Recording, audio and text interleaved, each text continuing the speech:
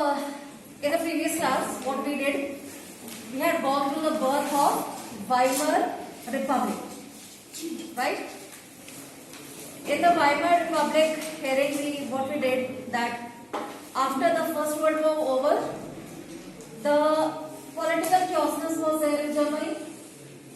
It was taken as advantage by the parliamentarians, and they had formed a republic at Weimar there, right?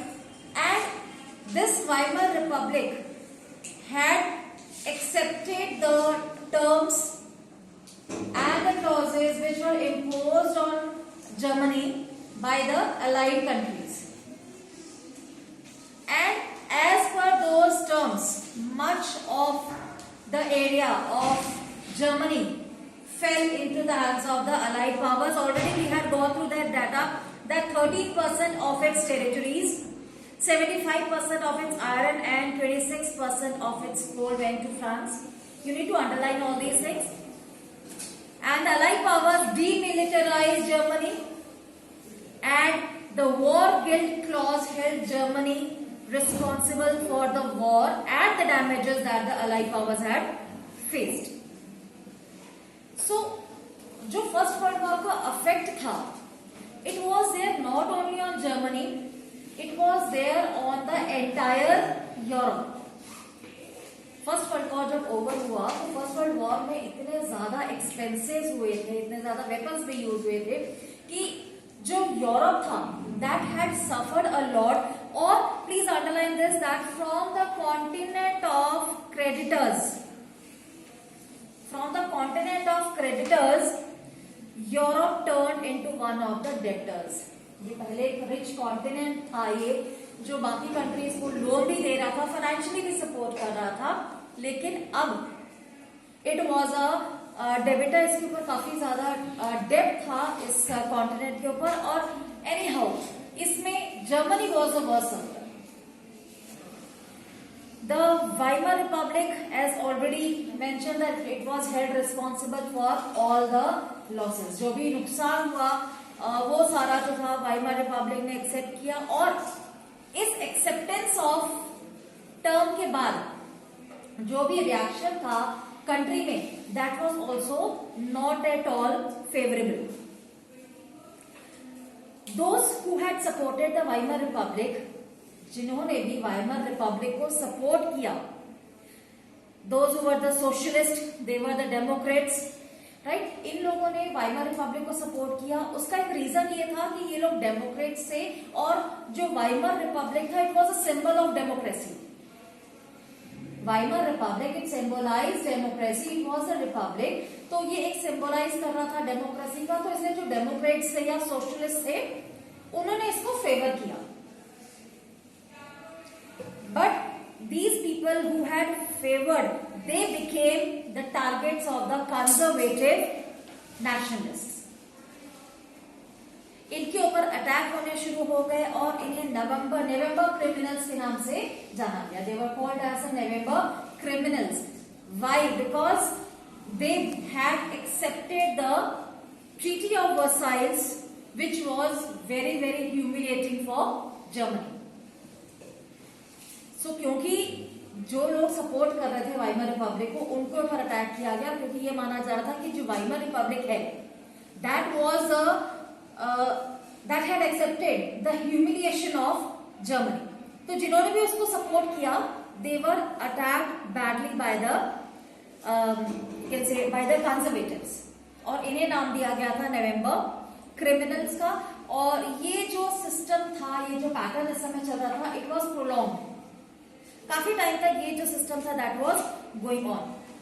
One more impact after the world war was कि इस समय जब world war first खत्म हुआ तो जो soldiers की life थी, because many of the countries had participated in world war one and many soldiers but obvious were employed here.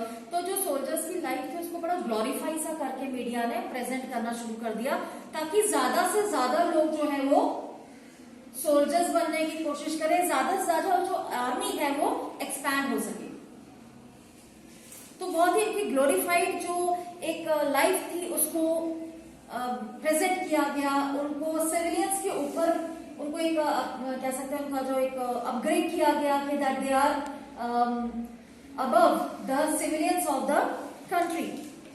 And even जितने भी पॉलिटिशियंस थे they also laid on the stress कि जो मेन है, the men are suppose to be aggressive, men are suppose to be strong, men are suppose to be masculine.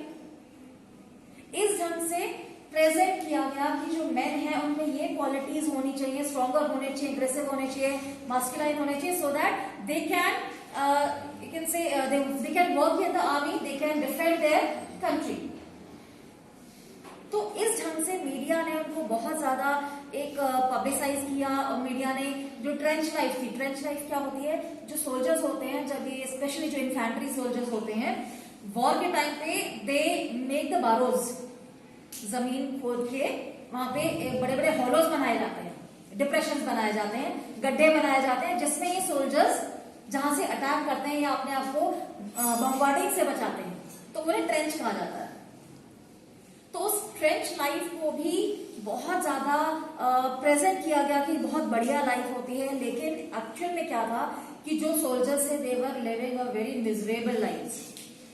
उनको कितने कितने लंबे टाइम तक ट्रेंचेस में रहना पड़ता था।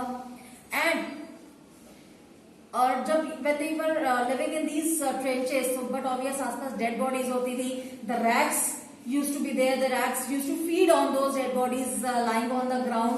एंड इसके अलावा इनकी जो रैंक्स है, इनकी जो पोजीशंस थी वो भी काफी ज्यादा डिक्लाइन होना शुरू हो गई थी। इसके अलावा जब आप जमीन के अंदर थोड़ा जाते हैं तो वहां पर you find some few poisonous gases also. तो इनको उस माहौल में रहना पड़ता था, जमीन के अंदर रह रहे हैं, वहां पे गैसेस भी हैं, वहां पे रोडेंट्स भी हैं, वहां पर रैट्स भी हैं, और इन सब के बीच में these soldiers were living. So that had been very very you can say miserable life for the soldiers.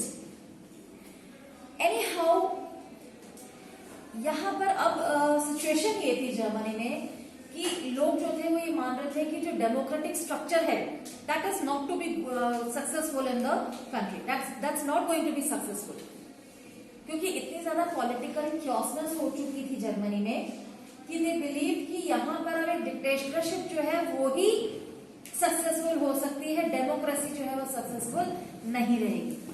क्यों? क्योंकि already in the back of the mind they were having this impression कि वाइमर रिपब्लिक जो था वो एक democratic structure था, वो successful नहीं हुआ। तो कंट्री में अब डेमोक्रेसी जो है वो बहुत ज्यादा इंपॉर्टेंट नहीं रहेगी, we need some other form of government.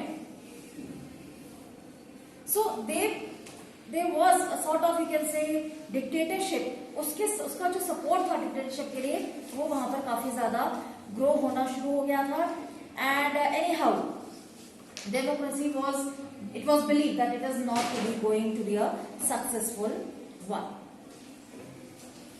इसके अलावा कुछ और ऐसे डेवलपमेंट्स थी जो जर्मनी में हुई which has led the Hitler to rise in Germany। क्योंकि पॉलिटिकल क्योसनेस काफी हद तक रही, तब तक रही जब तक Hitler had not taken the charge.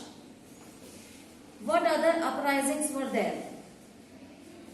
आपको याद होगा हमने रशियन रेवोल्यूशन में पढ़ा था कि how the Bolsheviks under the Lenin, उन्होंने अपनी पार्टी बनाई और इन्होंने फिर फर्दर कम्युनिज्म जो था that had been there in Russia, right. तो उसी लाइन पर जब इन्होंने जर्मनी ने ये देखा कि रशिया में 1917 में रेवोल्यूशन हुआ है, बोल्शेविक्स ने रेवोल्यूशन किया, उसके बाद वहां पे कम्युनिस्ट स्टेट जो था वो बन गया। और जो कम्युनिस्ट स्टेट था वो क्या था, that was in favour of the workers. जो कम्युनिस्ट स्टेट था that was in the favour of the workers. तो इन्होंने क्या किया जर्मनी में, क्योंकि ये बहुत ज्यादा एग्रेरियन सोसाइटी नहीं थी, राइट, और बहुत ज्यादा इंडस्ट्रियलिस्ट नहीं, तो what they did that they put the stress on the soldiers and the sellers, right. उन्होंने इनके राइट्स के ऊपर ज्यादा काम करना शुरू कर दिया। तो वैसे ही उसी पैटर्न पर, बोल्शेविक पैटर्न पर ही जर्मनी में भी एक अपराइजिंग थी, रेवोल्यूशनरी अपराइजिंग थी, that was Spartacist league. Please underline this. It's Spartacist league ये से बोल्शेविक पैटर्न पर ही स्टार्ट हुआ था और इनकी भी डिमांड थी कि एक Soviet government that should be established. Soviet government establish होनी चाहिए क्योंकि जो सोवियत गवर्नमेंट थी वो एक आप कह सकते हैं सॉर्ट ऑफ सोशलिज्म के ऊपर, इक्वालिटी के ऊपर, राइट, इक्वल राइट्स के ऊपर बेस्ड थी. तो अब जर्मनी में ये डिमांड होनी शुरू हो गई थी कि यहाँ पर भी एक सोवियत गवर्नेंस होनी चाहिए. तो एटमॉस्फेयर ही जर्मनी का इस समय ऐसा हो चुका था कि everyone had started favouring and demanding and asking for the Soviet type of government. इनमें से जिन्होंने इसको अपोज किया that were the Democrats. Democrats ने इसको अपोज किया. क्यों? क्योंकि अगर कम्युनिज्म आ जाता है तो एक जो डेमोक्रेटिक स्ट्रक्चर था गवर्नमेंट का that is going to fall. जो डेमोक्रेट्स थे दे बिलीव कि अगर ऐसा हो जाएगा तो फिर again one only particular section will be ruling the country and other sections of the society will not be ruling or not be having any say in the administration. तो उस चीज के लिए जो डेमोक्रेट्स थे उन्होंने इस अपराइजिंग को या एक सोवियत स्टाइल ऑफ गवर्नेंस को अपोज किया एंड दे अगेन वांटेड कि at any cost the democracy is to be restored. तो आप इस चीज को विजुअलाइज कर सकते हैं आराम से कि क्या उस समय सिचुएशन होगी जर्मनी की जहां पर one group of people they want the democracy to be there. On the other hand a large number of people they want a Soviet style of governance. Number of people and everyone was having his or her own view to have a type of government in the country. तो ऐसे में political stability बिल्कुल नहीं थी. Political chaosness was there. Anyhow जो Weimar republic था एक क्योंकि ऑलरेडी एस्टैब्लिश था तो एक चीज जो ऑलरेडी एस्टैब्लिश होती है वो हम कई बार वी कैन अज्यूम कि पावरफुल होती है. जो सोवियत गवर्नेंस थी that was not at all established one.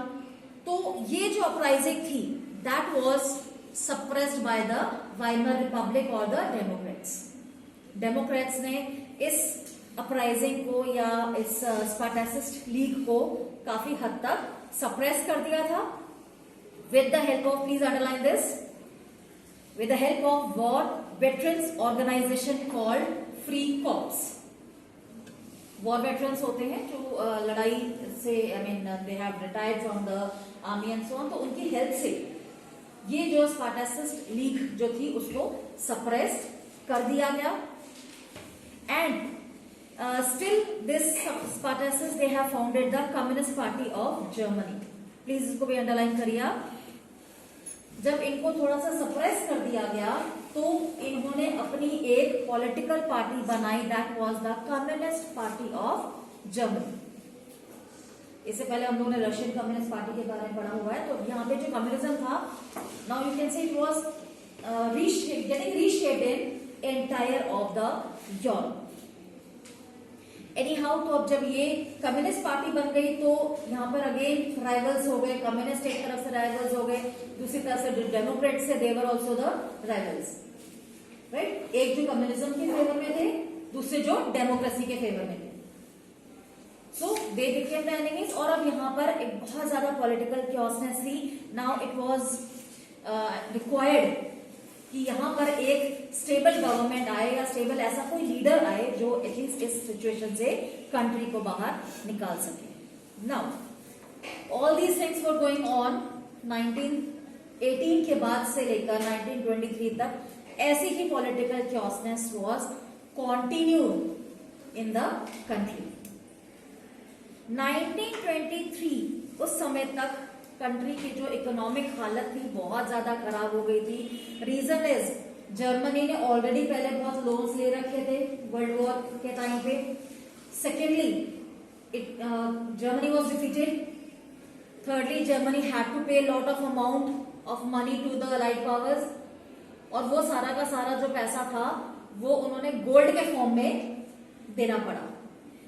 अब जब गोल्ड के फॉर्म में दिया गया तो उसके खुद के जो गोल्ड रिजर्व्स थे या रिसोर्सेस थे दैट वाज आल्सो डिप्लीटेड। और 1923 तक जर्मनी इतना ज्यादा एग्जॉस्ट हो चुका था दैट इट रिफ्यूज टू पे।